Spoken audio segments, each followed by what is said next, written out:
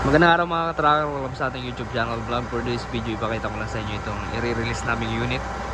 Right, pero bago yan, nandito tayo sa Calipil Marketing Corporation.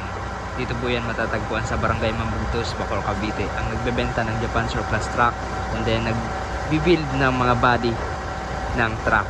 Okay, so ito pong unit na to ay brand new unit, Hino 700 series 12-wheeler. Ayan, 12-wheeler po ito. And then, ang ginawa po namin dito, naglagay po kami ng boom crane. And then, fabricated localized body. Yan po yung ginawa namin. So, ito dumating sa yard dito sa planta na cab and chassis lang. Tapos, nilagyan namin itong boom crane na sobrang laki. Ayan. So, ikutan natin. Pero bago yan, kung bago lang po kayo sa aking YouTube channel, mag-subscribe na. Right? So, ito. Sabi ng iba, hindi daw fit yung ganitong kalalaking boom crane. So ito mga ka-tracker ay ayan, fit siya.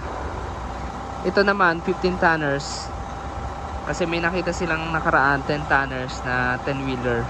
So ito 15 tonners na 12-wheeler yung truck. Ayan po.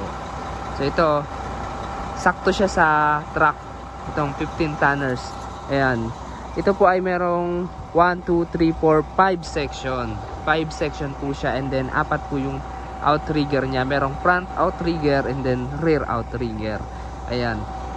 So, ito mga ka-tracker, 15 tonners. Talagang, ito yung pinakamalaki namin na crane na kinakabit sa ngayon. Pero, meron pa sa mga susunod. Meron pa kaming idadalhin dito na mga mas matataas pa na boom crane or mas malalaki.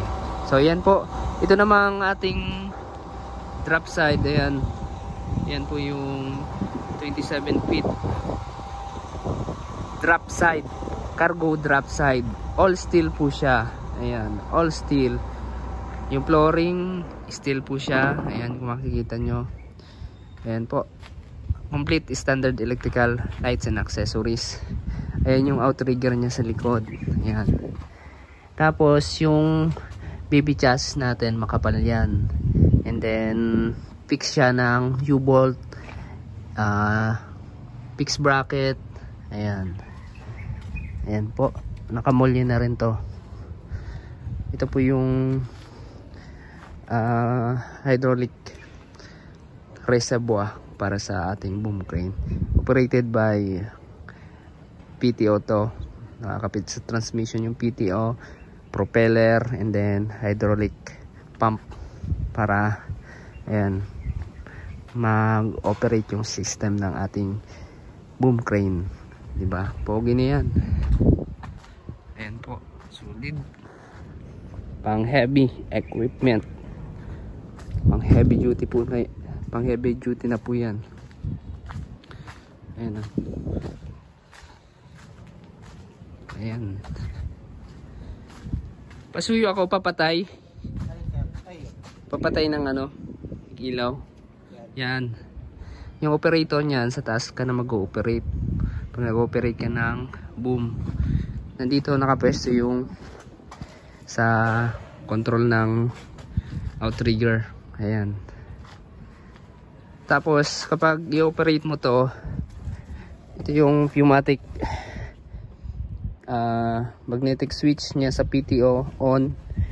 Ayan, i-on mo siya. And then ito sa system ng crane, on mo rin yan. And then dapat naka neutral. Ayan, may switch pa siya. In-neutral mo muna siya, i-on mo muna siya, and then engage mo sa tercera. And then on mo ng PTO switch, then makakapag-operate ka na. Ayan. So nililinis na namin kasi kagagaling lang sa loob ng planta, nadumihan. Ayan po. Ayan, pogi na.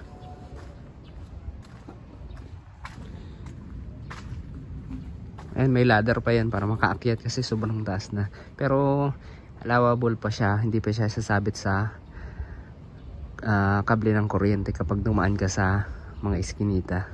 Ayan. So yun mga ka-tracker, kung naghanap kayo ng boom crane, brand new, and then kung naghanap kayo ng nagpapabricate ng body ng truck, nagpapabricate po kami ng tulad nito, cargo drop side, flatbed, special body, kung may specific na body kayo, van, ayan, iba't ibang klase ng close van, wing van, yan nagagawa po kami. So yun mga ka-tracker, kung nagustuhan nyo itong video na to, paki-like, share, and mag-subscribe na. Maraming salamat. Kung mag-inquire po kayo, message po kayo sa aking FB page, Tracker Moto. Alright, so maraming salamat. God bless. Bye bye.